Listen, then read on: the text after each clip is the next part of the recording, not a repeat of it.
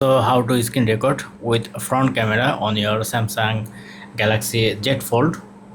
For that, first of all, you have to open your control panel, then you can see the record option. If you press on your record option, then you can see media and mic, or you want to record only media, that you can wish. If you press on start recording, then it will record. Then you can see the person icon. If you press on this icon, then your front camera also recording. It's a front camera. Now if you want to draw something, you can also do it like that.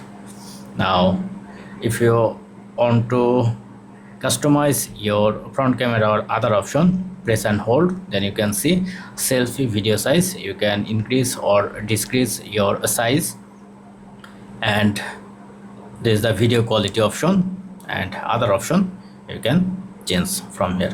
And once done, if you go to your gallery, then here you can see it's record with front camera, add skin. That's it. Thank you. Don't forget to thumbs up. Have a good day.